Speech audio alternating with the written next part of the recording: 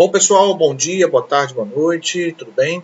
Professor Kleiber, conforme combinado entre a gente, nós vamos iniciar aqui a nossa revisão final para a disciplina de farmacologia e deixei essa aula prontinha, gravada, está no YouTube, acredito que vocês estejam vendo pelo YouTube, né? Por acaso, se vocês tiverem ainda alguma dificuldade de poder acessar essa aula, entre em contato com a gente, com o líder da turma, para a gente poder viabilizar uma outra forma de vocês poderem fazer essa revisão, tá bom? Lembrando que nossas provas serão para a primeira parte da turma dia 27 de novembro e a segunda parte da turma dia 5 de dezembro, tá? Essa revisão vai servir para uma prova única, né? E a gente vai começar a dar uma olhadinha agora nas questões. E eu peço muita atenção para vocês. Qualquer dúvida, repito, entre em contato conosco para a gente diminuir qualquer dúvida, o que for necessário para ajudar vocês, tá bom? Vamos lá, vamos começar? A questão número 1, ela fala sobre introdução à farmacologia, né? Conceitos importantes que a gente tem que ter nesse processo de apresentação da disciplina para vocês. A questão número 1 fala sobre que uma molécula química é responsável por exercer um efeito terapêutico no organismo. Esse conceito está relacionado a qual dessas alternativas aqui? Vamos lembrar que molécula química ou substância química, né, está muito relacionado aqui no caso ele diz que o conceito de molécula química está relacionado a um efeito terapêutico que é provocado aonde? No organismo. Então a gente tem que entender que placebo não se encaixa muito nesse conceito. Por quê? Porque o placebo é de fato uma molécula química, uma substância, mas ele não provoca nenhum efeito terapêutico no organismo. A característica do placebo é justamente não trazer nenhum tipo de efeito, seja ele benéfico ou não, seja um efeito tóxico, seja um efeito terapêutico, mas ele não provoca nenhum tipo de... ele é totalmente inócuo, ele não provoca nenhum tipo de efeito no organismo. Então o conceito de placebo não estaria adequado aqui para essa realidade, tá? O conceito de medicamento ele é um pouco mais amplo do que esse que é abordado na questão. Por quê? O medicamento, na verdade, ele é uma junção de uma substância ou de uma molécula química presente na medicação, associada a várias outras moléculas ou substâncias químicas que promovem uma série de funções dentro do medicamento. Funções essas que podem ser de estabilizar o medicamento, de promover uma longevidade para ele, aumentar a validade dele, pode promover um efeito de dar sabor ao medicamento, ou dar consistência, ou seja, diversas funções que exercem. A essas substâncias que provocam esses efeitos, ou que têm essas funções, a gente dá o nome de adjuvantes. Então, geralmente, é uma molécula química que tem um efeito terapêutico associado a um adjuvante. Essa junção é que a gente chama de medicamento, tá bom? Então, na nossa realidade aqui da questão, a resposta certa seria a letra C, fármaco. O fármaco, sim, é uma molécula química, uma substância química específica que tem, sim, uma função de efeito terapêutico no organismo. Esse efeito terapêutico pode ser um efeito de cura, pode ser um efeito de profilaxia para uma doença específica ou auxiliar o diagnóstico de alguma doença. Tá? Esse é o conceito que a gente conhece sobre fármaco. Para a gente elucidar a questão de vez, droga é um conceito um pouco mais abrangente, envolve também o conceito de fármaco, mas são moléculas químicas, é uma molécula química, perdão, que está envolvida muito mais com efeitos terapêuticos e tóxicos também. Então não confundir o conceito de droga com fármaco, tá? Droga pode ser sim um medicamento que tem um efeito terapêutico, pode ser um fármaco, mas também com efeitos outros no organismo, tá? Então a questão número 1 aí, no caso, é a letra C de casa, tá? Vamos para a questão número 2, que envolve também um conceito e a gente precisa avaliar a qual desses conceitos se encaixa melhor, o melhor enunciado, tá? É uma preparação farmacêutica que não contém um fármaco, olha aqui, um nome bem expressivo aqui, não contém sublinhado, não contém um fármaco que proporciona efeito terapêutico. A gente acabou de responder isso na questão anterior, né? O placebo tem essas características. É uma preparação farmacêutica, ele pode ser considerado um medicamento, mas que não contém um princípio ativo, né? Que tem um efeito terapêutico sobre o nosso organismo. O placebo, a gente já falou em aula sobre isso, é muito usado para testes clínicos, para aperfeiçoamento de medicamentos e para avaliar realmente, no contexto de ensaios clínicos, a veracidade ou a capacidade que um fármaco tem de ser responsável por tratar uma doença ou ser profilático a uma doença. Tá? Então, o conceito nessa questão 2 é letra A, né, que é o conceito de placebo. Tá bom? Vamos para a questão 3. A questão 3 ela fala sobre um conjunto de efeitos provocados pelo organismo ao fármaco administrado, é chamado de mais um conceito, né, mais um enunciado, descrevendo um conceito, e a gente precisa saber a que conceito, a que palavra esse conceito ele é atribuído, tá? Ou a que expressão é atribuída. Vamos lembrar com calma? Vamos ler com calma de novo? O conjunto de efeitos provocados por quem? Pelo organismo ao fármaco, ou seja, um conjunto de efeitos ou de atividades que o próprio organismo realiza em cima do medicamento que está sendo administrado ao paciente. A gente viu isso em sala, que isso é o conceito de farmacocinética. Farmacocinética envolve todas as etapas do processo, um conjunto, todas as etapas do processo farmacocinético, absorção, distribuição, metabolização e excreção, são efeitos que o nosso organismo provoca no fármaco que está sendo administrado dentro dele. Tá bom? Não confundir com a farmacodinâmica, tá? Que é justamente o conceito contrário. É o efeito do fármaco no organismo. Então, que fique bem claro essa distinção entre os conceitos. A reação adversa está relacionada a um conjunto de efeitos, sim, mas a um conjunto de efeitos provocados pelo organismo que não são aceitáveis ou não são esperados pela gente, que são geralmente ligados a efeitos que a gente não gostaria de ter, né? Efeitos maléficos no nosso organismo. Tá? E o efeito colateral também é um conjunto de efeitos, mas está relacionado também ao mecanismo de ação do medicamento. Tá bom? Questão 4. Acabamos de responder, né? Quais são as respostas causadas? Qual é o conceito que está relacionado a respostas causadas pelo medicamento no organismo que podem ser explicadas pelo seu mecanismo de ação? Gente, é muito importante de distinguir reação adversa de efeito colateral, tá bom? O efeito colateral de um medicamento está sempre relacionado ao seu mecanismo de ação. Sempre, sempre, sempre, sempre. Então, por exemplo, quando a gente usa o omeprazol durante muito tempo e a gente começa a ter dificuldade de absorver certos nutrientes em uso, por estar usando muito tempo o omeprazol, a gente pode começar a ter esse efeito colateral de dificuldades de absorver alguns nutrientes importantes como o ferro.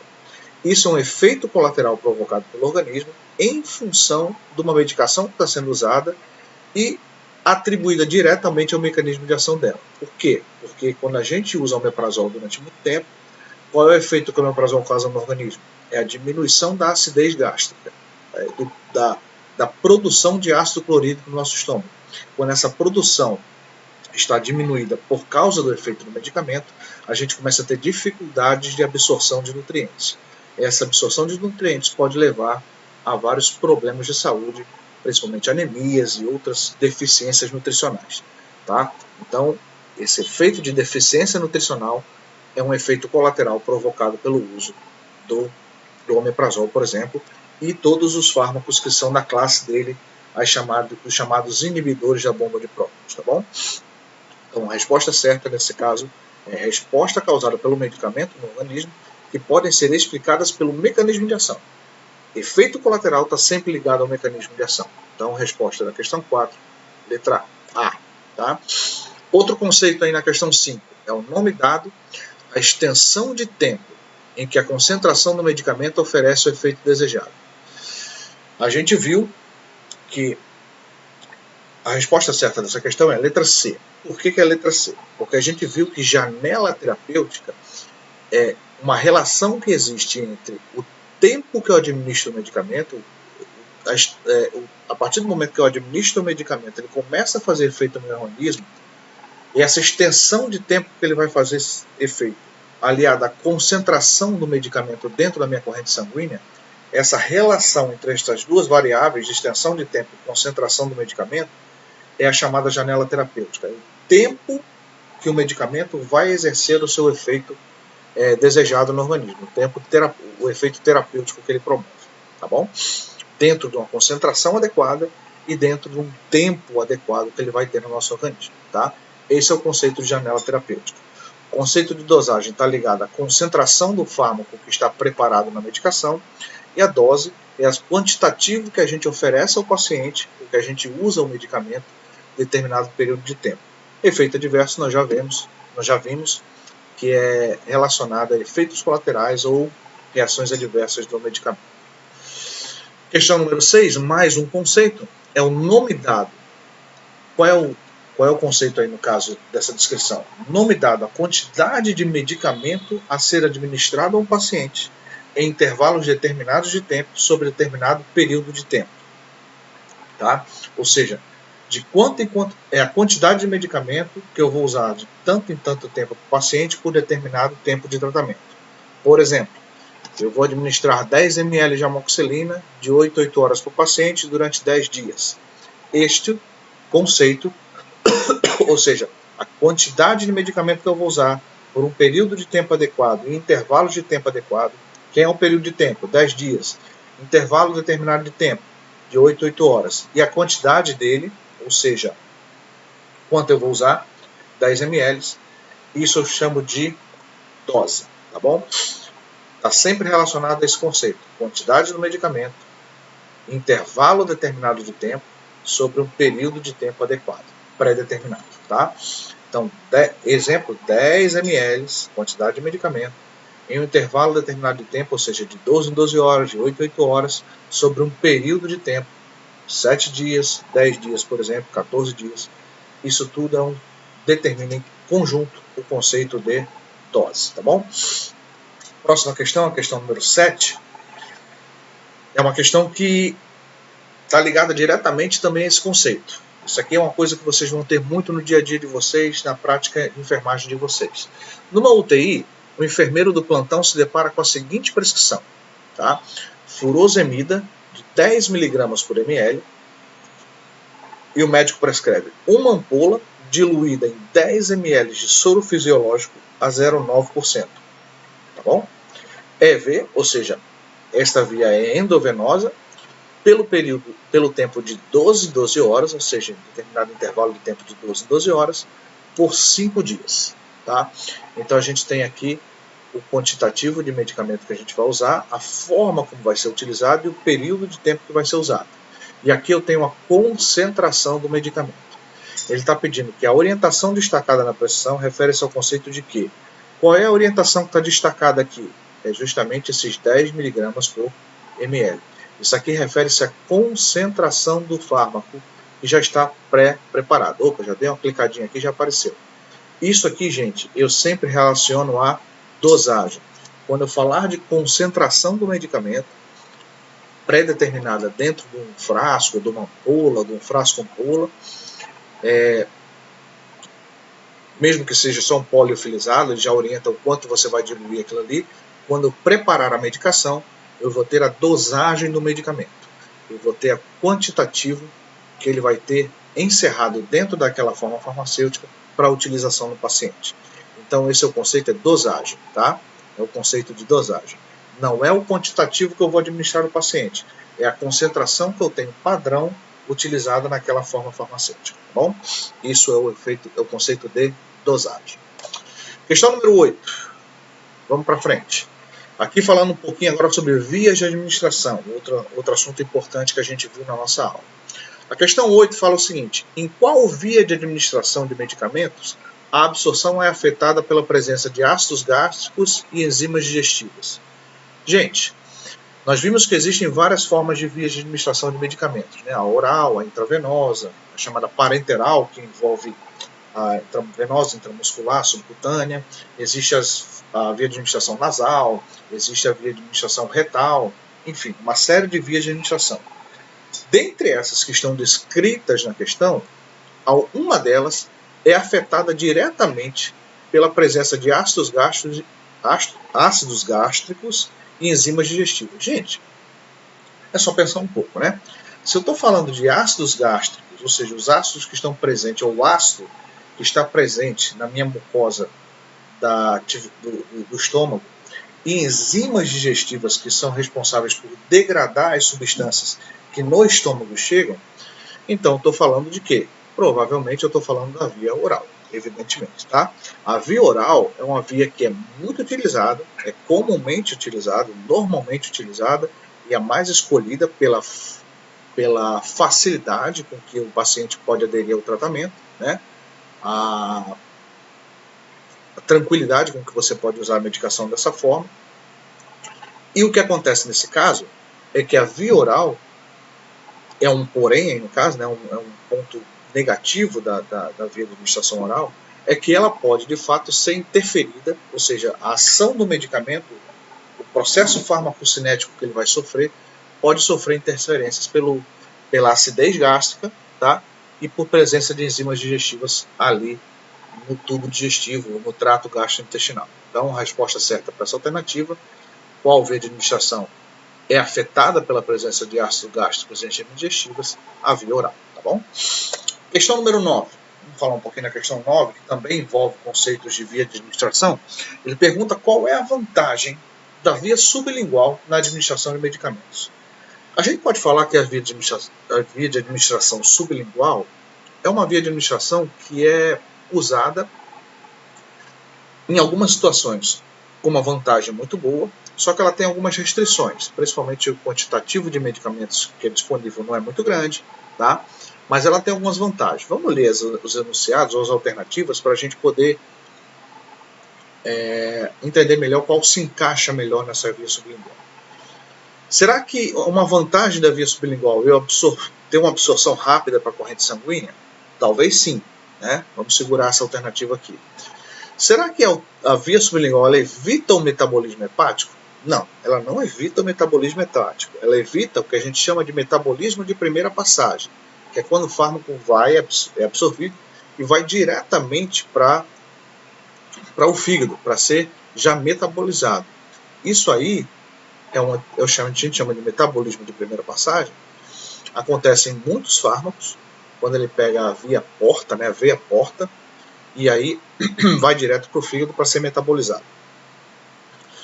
Em alguns casos, isso é até vantajoso para o medicamento, mas no caso da via sublingual, não tem nenhum sentido dizer que evita o metabolismo hepático, porque uma hora ou outra, mesmo sendo pela via sublingual, o fármaco que é administrado dessa forma, ele vai acabar indo para o fígado para ser metabolizado. Então, ele não evita o metabolismo hepático como um todo, tá certo? Ele evita o efeito de primeira passagem, tá? Mas, via de regra, a medicação acaba uma hora ou outra passando pelo fígado sim, tá bom? Ele não vai sofrer eliminação renal quando é pela via sublingual? De forma nenhuma. Ele vai sofrer também o efeito farmacocinético de eliminação renal, sim, tá? A não ser que o fármaco seja especificamente tenha características de não ser eliminado por essa via, mas via de regra, por essa forma, né, de forma renal. Mas via de regra, todo e qualquer medicamento ele vai sofrer uma eliminação parcialmente ou totalmente por via renal, tá? E não é a via sublingual que vai impedir isso, tá legal? A via sublingual ela promove uma longa duração de ação do medicamento? Também não está relacionado a isso. Muito pelo contrário, a via sublingual ela tem como característica acelerar o processo de ação do medicamento. A gente escolhe essa via como uma alternativa boa quando a gente quer ter um efeito terapêutico rápido. O paciente muitas vezes está debilitado, ele precisa, por exemplo, entra num pronto-socorro, precisa usar uma medicação para controlar a frequência cardíaca, controlar a pressão arterial, e ele não tem um bom acesso venoso. Então, qual é uma alternativa boa? A sublingual, tá? Coloca a medicaçãozinha debaixo da língua, ela vai dissolver ali, rapidamente vai ser absorvida, e aí vai para a corrente sanguínea. Então, por causa disso, a gente pode dizer que a resposta certa à questão é a questão letra A, tá? E sim, essa via sublingual tem uma vantagem de promover uma rápida absorção para a corrente sanguínea. Tá legal? E isso, consequentemente, vai levar a um rápido efeito da medicação, comparado com outras vias, tá? Próxima questão, questão 10. Pergunta qual é a via de administração de medicamentos adequada para a administração de insulina, tá? Muito simples essa questão. A gente não conhece, não existe basicamente nenhuma administração de insulina por via oral, tá? Por quê? Porque basicamente a insulina é uma proteína tá? Que se fosse utilizado pela via oral, ela ia acarretar uma série de problemas com a acidez gástrica e com as enzimas digestivas, que rapidamente iam desnaturar e degradar a proteína, a insulina, no próprio trato digestivo. E isso ia tornar inacessível a medicação para fazer efeito. Ela não ia sequer chegar à corrente sanguínea para fazer o efeito dela. Tá? Então a via oral realmente não é a via de administração adequada para a insulina. A via intravenosa e a via intramuscular também não são adequadas. A via intravenosa você até usa ela em algumas pequenas situações para administração de insulina, quando o paciente vai precisar usar por um longo período, está em grave grave condição hiperglicemiante. Tá? Aí você usa a bomba de insulina por via intravenosa, mas isso tem que ter um critério, geralmente é usado em UTI, o paciente tem que ser acompanhado minuciosamente para que não tenha uma sobrecarga, uma toxicidade insulínica, por isso que pode levar o paciente até a morte. Então a melhor via de administração que existe mesmo para a administração de insulina é a via subcutânea, que é uma via parenteral, tá? Uma das vias parenterais, em que você aplica na camada subcutânea da pele e ele é liberado para a corrente sanguínea de forma gradativa, tá bom? Então, questão 10, alternativa D de dado. Questão 11, vamos para a questão 11, falando sobre formas farmacêuticas agora. Ele pergunta quais são exemplos aí, qual das alternativas encerra exemplos de formas farmacêuticas sólidas. Gente, vamos ter muito cuidado com essa questão, porque muitas vezes o que não parece ser sólido, muitas vezes é. Isso aqui é um exemplo bem claro. Vamos alternativa por alternativa com calma. Na alternativa A, cápsulas são formas farmacêuticas sólidas? São sim, tá? São encerradas num invólucro, né? Onde dentro do invólucro tem um princípio ativo, que é degradado, e a cápsula serve com que finalidade? Para proteger o fármaco que está dentro dela da ação da acidez gástrica estomacal e muitas vezes proteger a ação do fármaco também contra a parede da mucosa gástrica. Né? Muitas vezes o fármaco ele tem uma certa irritação, ele causa uma certa irritabilidade na parede gástrica também. Então você precisa usar uma cápsula ou até mesmo um comprimido revestido para proteger dessa ação. Então uma proteção mútua, né? Da ação do ácido contra o fármaco e da ação do fármaco contra a parede do estômago. Tá? Esse é o conceito de cápsula básico. É uma forma farmacêutica sólida, sim. Pós, seriam forma farmacêutica sólida? Seriam, tá? Podem ser pós-granulados, podem ser com um tamanho um pouco menor, mas a gente considera sim que os pós são de forma sólida, tá? A suspensão seria uma forma farmacêutica sólida? Não. Muito embora a suspensão, a gente vê casos na prática de, por exemplo, antibióticos que são na forma de suspensão, mas na verdade o que a gente conta para a realidade não é o pozinho, a gente conta a preparação já pronta depois. Quando você pega a água filtrada, dilui no pó, ou você mistura com o pó, agita um pouco e você prepara aquela soluçãozinha líquida. Isso é a preparação, é a forma farmacêutica de suspensão. Não é só o pó em si, tá bom? Então, suspensão não é considerada uma forma farmacêutica sólida, e sim uma forma farmacêutica líquida, tá bom? Na alternativa B, eu tenho comprimidos, que são sólidos, tá? Supositórios, que eu introduzo na região retal do paciente, sim, são considerados sólidos. E óvulos vaginais, que é uma forma farmacêutica não muito utilizada, tem uma restrição bem grande, é muito usada para tratamentos de vaginites, infecções vaginais em mulheres, né? Mas o óvulo é considerado uma forma farmacêutica sólida, sim. E por isso a gente pode dizer que nessa alternativa B envolve sim comprimidos, supositórios e óvulos. Sim, nós temos só formas farmacêuticas sólidas aí. Na C, a gente já viu que pó é sólido, soluções e cremes não são sólidos, tá? As soluções claramente são uma forma farmacêutica líquida, enquanto os cremes e pomadas são considerados cremes, pomadas, géis, são considerados formas farmacêuticas semissólidas. Nem tanto líquido, nem tanto sólido, é uma forma farmacêutica semissólida, tá? E por fim, cápsulas, comprimidos e pomadas. Aqui o que estaria errado seria as pomadas, já que não encerra esse conceito de forma farmacêutica sólida, e sim forma farmacêutica semissólida. Tá bom, gente? Questão 12, vamos lá. Sobre as formas farmacêuticas, ainda sobre esse assunto, julgue os itens a seguir e marque a alternativa correta. As emulsões são formas Vamos lá, a gente vai avaliar cada uma das alternativas e vai dizer quais são certas e quais são erradas. Dentre essas 4, somente uma está correta. Então vamos ter muito cuidado nessas escorregadas aí, que às vezes só uma palavra está erradinha e a gente precisa se ligar nisso, tá bom? Alternativa A. Emulsões são formas farmacêuticas que, em geral, encerram componentes immiscíveis entre si. Emulsões são formas farmacêuticas em que geralmente eu consigo misturar dois produtos que geralmente não se misturam. Por exemplo, eu utilizo um veículo aquoso e aí tenho que usar um fármaco que ele é hidrofóbico, ou seja, ele não se mistura com a água, ele é meio oleoso. Eu consigo fazer uma forma farmacêutica assim? Consigo. Só que aí na forma de uma emulsão. Eu utilizo uma substância geralmente chamada tensoativo, que ele vai ligar a parte gordurosa, a parte oleosa da preparação, com a parte aquosa da preparação, tornando isso uma estrutura emulsificada. E aí a gente chama de emulsão, tá? Então emulsões são formas farmacêuticas que, em geral, eles encerram, ou seja, eles juntam componentes que são immiscíveis. O que é immiscíveis? É aquilo que não se mistura, né? Que geralmente não se solidifica um no outro. Um óleo e água, por exemplo, né? Uma substância bem hidrofóbica com uma bem hidrofílica. E aí eu posso juntar os dois e formar uma emulsão. Então a gente sabe que a alternativa A já está correta aí, já é a nossa alternativa dessa questão 12. Mas vamos olhar as outras também, né? A cápsula, ela contém um revestimento que protege o fármaco da ação da acidez estomacal. Está correto até aí? Está correto. Beleza. O revestimento que está na cápsula justamente protege com essa finalidade. A gente até falou isso na questão anterior. E por essa razão, ela pode ser partida. Nunca, jamais, em tempo algum. Tá? Via de regra, conduta normal é que a gente, em geral, jamais tenha que partir uma cápsula. Ah, Cleber, mas eu vi já pacientes, já vi médicos orientando o uso de meia cápsula, ou então tive que utilizar. Em condições extremas, você pode até, numa condição assim, bem específica para um paciente ou outro, você pode romper uma cápsula.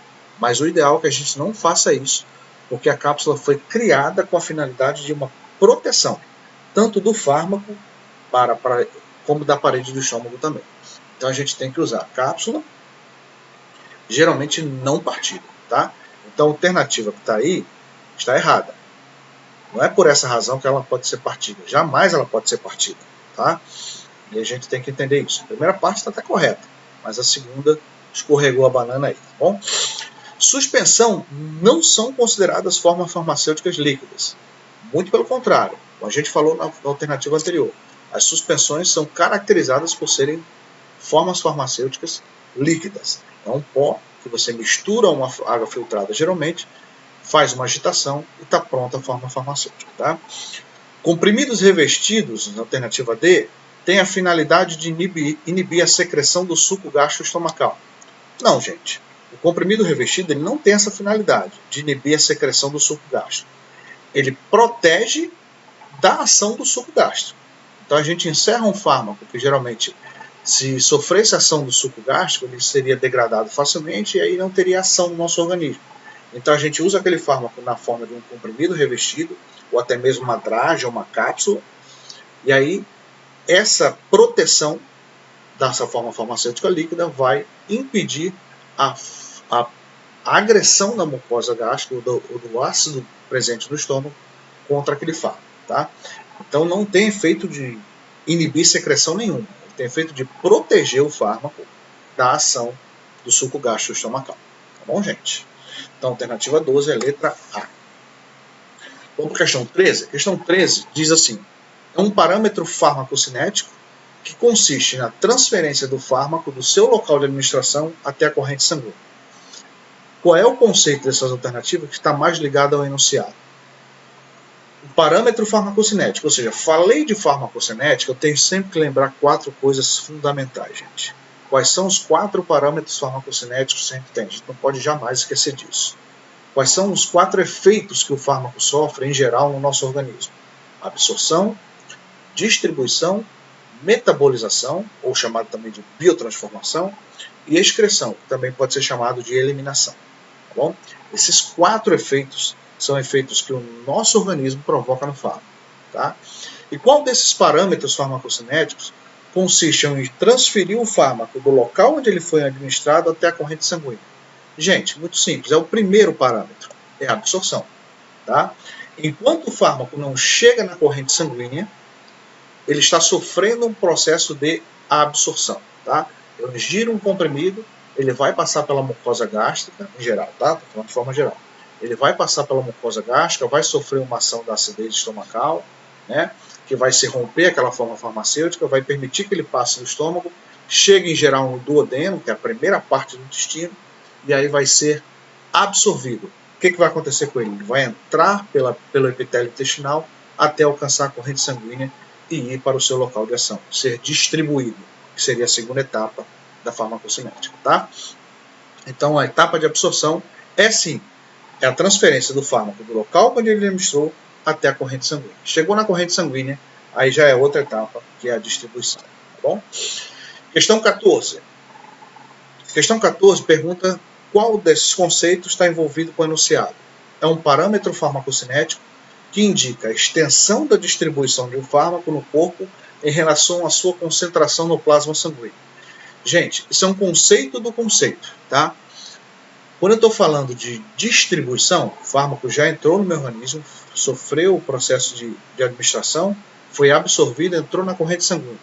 A gente entende que a partir daí ele vai sofrer uma segunda etapa, que é o processo de distribuição.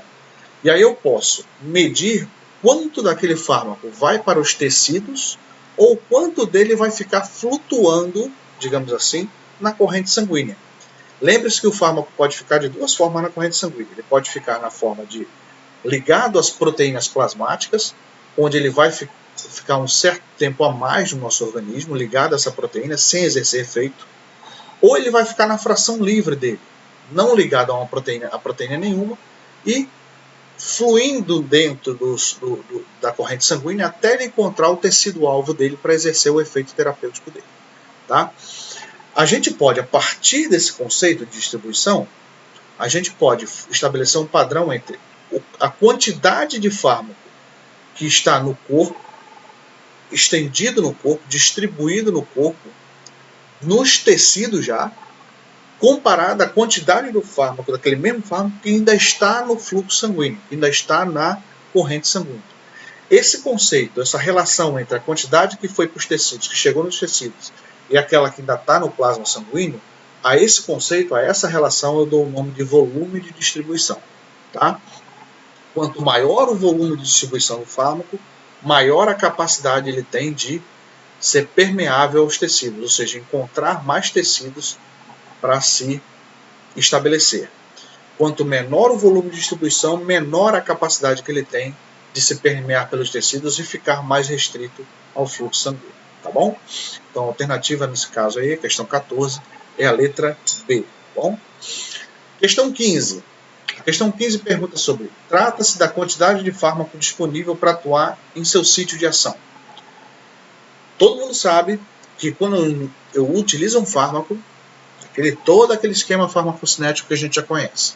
Ele é absorvido, ele é distribuído, ele é metabolizado, ou seja, ele vai sofrer ações químicas do nosso fígado e depois vai ser eliminado.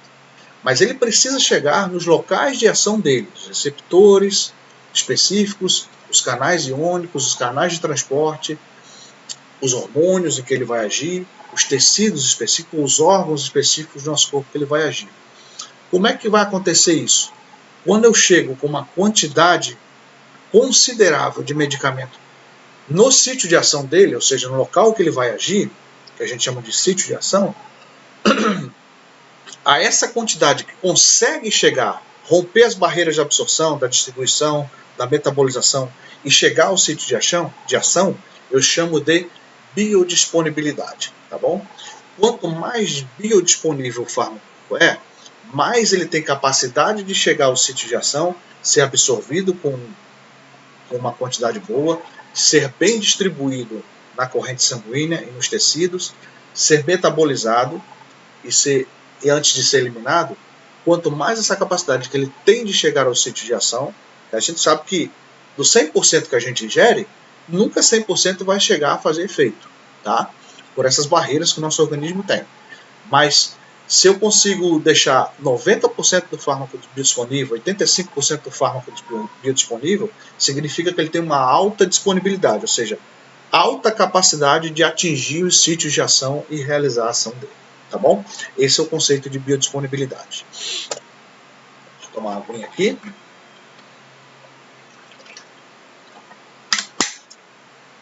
Pois bem, vamos para a questão 16, estamos encerrando já, tá, gente? A questão 16 fala sobre a farmacodinâmica e pede para a gente assinalar a alternativa correta.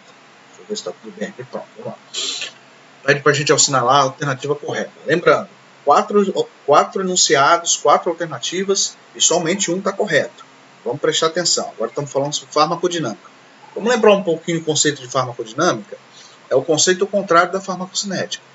O conceito de farmacodinâmica é o efeito que o fármaco, ou os efeitos que o fármaco provoca dentro do nosso organismo. A gente viu em farmacocinética o contrário. Agora a gente está vendo os efeitos que o fármaco, o efeito que o fármaco provoca dentro do nosso organismo, tá?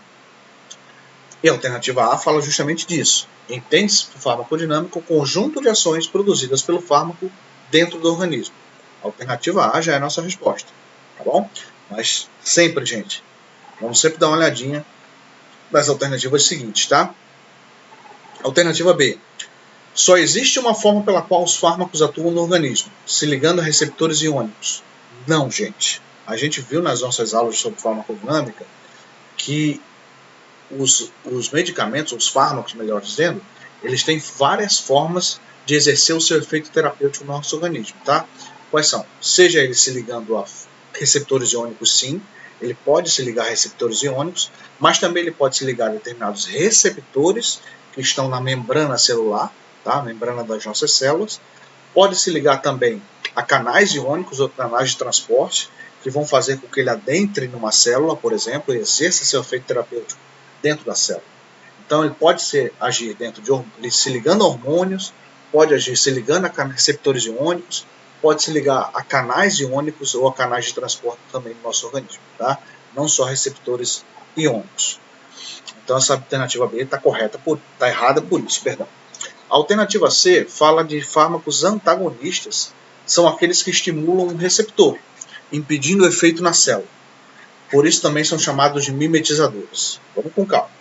Fármacos antagonistas são aqueles que estimulam o receptor impedindo o efeito na célula? Será? Geralmente o fármaco, quando é antagonista, a gente tem sempre que associar essa informação, tá, gente? Quando é um antagonista, é um bloqueador. Vamos lembrar daquele conceitozinho que a gente viu. Uma célula que exerce um efeito, uma substância que se liga a um receptor na membrana da gente. Essa membrana está aqui no meu dedo, né? A membrana tem um receptorzinho, a substância se liga a ela, e aí quando se liga vai ativar um efeito na minha célula, um efeito fisiológico, tá? Esse é o fármaco, quando ele se liga ao receptor e promove um efeito de estimulação naquela célula ou naquele tecido, a esse a gente dá o nome de fármaco agonista, tá? Quando é um antagonista, ele simplesmente se liga também ao receptor, mas ele bloqueia aquela ação e aquele estímulo da célula e do tecido. Então não é exercido nenhum tipo de atividade, tá? A esse efeito a gente chama de fármacos antagonistas não de mimetizadores, sim de bloqueadores. Então os fármacos antagonistas são aqueles que estimulam o receptor? Não estimulam, eles bloqueiam o receptor, tá? Impedindo o efeito na célula. Sim, impedem, mas não estimulando o receptor, mas sim bloqueando. E por isso também são chamados de mimetizadores. Não, eles são chamados de bloqueadores, tá? Na alternativa D, a gente tem que os beta-bloqueadores, como o atenolol, são exemplos clássicos de fármacos agonistas. Não, os beta-bloqueadores sim, são exemplos clássicos como os beta-bloqueadores. O atenolol é um dos exemplos dele, como é o pindolol, como é o nadolol, como é o nebivolol, como é o propanolol. São todos beta-bloqueadores. São exemplos clássicos de fármacos antagonistas e não agonistas. Por quê? Porque eles bloqueiam o efeito adrenérgico dentro da célula ou do tecido específico do nosso organismo, tá? Questão 17. Vamos lá. Sim, a alternativa então na 16 é a letra A, como a gente já viu, tá? A questão 17 ela pede para você completar a frase. O sistema parasimpático é também chamado de pontinhos. Possui como neurotransmissor principal a pontinhos e possui como uma das ações principais pontinhos e pontinhos. Vamos lá. Sistema parasimpático. Já pedi isso para vocês em aula, eu chorei, implorei para que vocês lembrassem sempre dessa informação. Sistema parasimpático. Eu sempre tenho que lembrar que é o mesmo que na prática, digamos assim, para efeito didático, o sistema parasimpático é sinônimo de sistema colinérgico, tá, gente? Sempre. E o sistema parasimpático, desculpa, e o sistema simpático é chamado de sistema também adrenérgico, tá bom? Nunca esqueçam dessa relação. Por que eles têm esse nome? Porque vem justamente da associação do neurotransmissor principal que age neles. No caso do parasimpático, também chamado de colinérgico, a gente tem que colinérgico vem de colina, e colina vem de acetilcolina. Então, o sistema parasimpático é também chamado de colinérgico e possui como neurotransmissor principal quem? A acetilcolina. Daqui eu já elimino algumas alternativas, né? Colinérgico, mas não é a noradrenalina, então a alternativa A está fora. Aqui não é adrenérgico nem é adrenérgico, a gente sabe que é o colinérgico. Já restou a alternativa D, né? Que é colinérgico acetilcolina, como o principal neurotransmissor. Só que eles possuem o que como ação principal? Vamos sempre lembrar que o sistema parasimpático, ele produz geralmente, está sempre associado à digestão e a repouso. E o sistema simpático, ou adrenérgico, está sempre relacionado à luta e fuga, tá? Então, no adrenérgico, por exemplo, eu tenho um aumento da frequência cardíaca e aumento da pressão arterial, com o quê? Dilatação dos brônquios também, tá? Além de midríase. E, analogamente, no parasimpático, eu tenho mais ou menos o contrário, tá? Onde eu tenho uma bradicardia, ou seja, uma diminuição da frequência cardíaca, diminuição da pressão arterial e também uma broncoconstricção. Então, dois dos efeitos principais provocados pela atividade colinérgica no corpo é a bradicardia, ou seja, diminuição da frequência cardíaca, e a broncoconstricção também. Tá bom, gente? Estamos terminando. Alternativa D na questão 17. Tá? Questão 18. Dentre as opções a seguir, qual delas é um fármaco antagonista adrenérgico? Vamos lembrar do antagonista. Geralmente, antagonista está ligado a quê? Bloqueador, tá? Ou seja, exerce um efeito de bloqueio. Em que sistema, no caso? Bloqueio adrenérgico, tá? Também chamado, no caso, de beta-bloqueador. Por que a gente chama de beta-bloqueador? Porque ele bloqueia receptores adrenérgicos chamados de receptores beta. Por isso que são beta-bloqueadores, tá? Usados para controle da hipertensão arterial sistêmica. Qual desses fármacos tem essa característica? A prazosina, a gente viu que é um fármaco bloqueador também. Ele é um bloqueador adrenérgico, mas ele não é um beta-bloqueador, ele é um alfa-bloqueador. Ele é muito usado para tratamento de hiperplasia prostática benigna, também chamado de HPB. Tá? O timolol, também nós temos ele como beta-bloqueador, mas ele não é utilizado para finalidade de hipertensão arterial sistêmica, e sim de glaucoma, que é um tipo de hipertensão, mais especificamente do tecido ou do globo ocular, do sistema ocular. Tá? A nossa alternativa aí recai sobre o propranolol, que é um fármaco usado com a finalidade de ser um beta-bloqueador para o controle da pressão arterial sistêmica. Outro exemplo para essa situação seria, por exemplo, o atenolol, tá? Outro fármaco usado com essa finalidade. Questão 19. A gente tocou muito nessa tecla sobre interações medicamentosas, né? E aqui eu vou dar alguns exemplos sobre um assunto sobre interação fármaco-alimento. A gente sabe que alguns fármacos, como diz a questão, alguns fármacos devem ser administrados com alimento para otimizar sua absorção. Quais exemplos? Isso é muito importante a gente saber, tá bom? No caso, a gente precisa saber que captopril é um fármaco que jamais deve ser usado como alimento. Tá? A gente já viu isso em classe, né, que o captopril, quando ele é utilizado junto com o alimento retarda o processo de velocidade e de extensão de absorção dele. E com isso prejudica a biodisponibilidade do medicamento para fazer o efeito dele. Qual é o efeito do captopril? Controlar a pressão arterial, agir no sistema renina-angiotensina-aldosterona, que é um sistema que regula fisiologicamente a pressão arterial da gente, tá? Então, o captopril não funciona quando você administra ele, ou funciona muito abaixo do esperado quando você administra ele com medicamento, tá?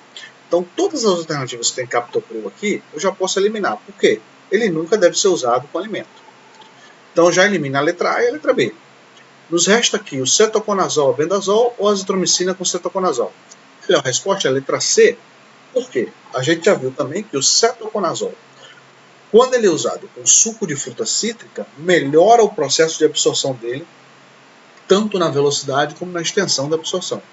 Então, eu devo usar o cetoconazol, isso quando for forma oral, né, obviamente. Quando for na forma oral, eu devo administrar ele junto com suco de fruta cítrica.